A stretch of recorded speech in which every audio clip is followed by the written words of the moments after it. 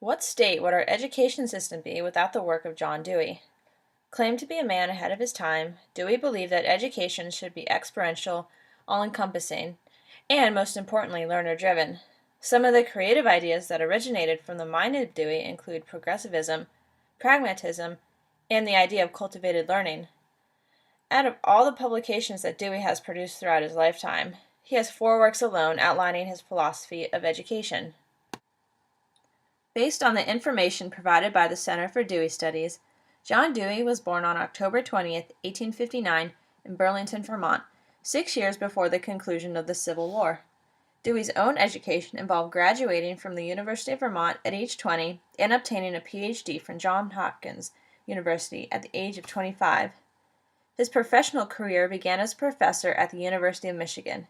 There, his interest in educational philosophy was born, but his influence truly took off when he came to be the philosophy department head at the University of Chicago in 1894.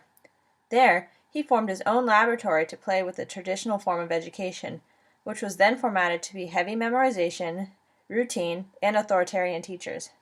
John Dewey tinkered with the idea that education should be rigid and uniform. During the Industrial Revolution, Dewey argued that education should change, reflecting the modern advancements. He insisted that education should advance with new developments in the field of psychology. According to the authors of Teaching Today, progressive education states that the purpose of education is not to serve merely the greater good of society, but also to foster the individual learner in her quest to connect the curriculum to personal experiences and to motivate self-education beyond the classroom. The idea of progressive thinking in education is what initially pulled me into the field. In a big way, I have John Dewey to thank as the inspiration for my career path, as well as my personal philosophy on society. Aside from education, Dewey is also a political activist and a philosopher. His passion for a thriving community and reflection came to form his school of thought known as pragmatism. His influence was so profound that in the year 1990, Times Magazine listed Dewey as one of the top 100 most important Americans of the 20th century. In conclusion, the name John Dewey comes up when the question, who has the most influence on modern education, is asked.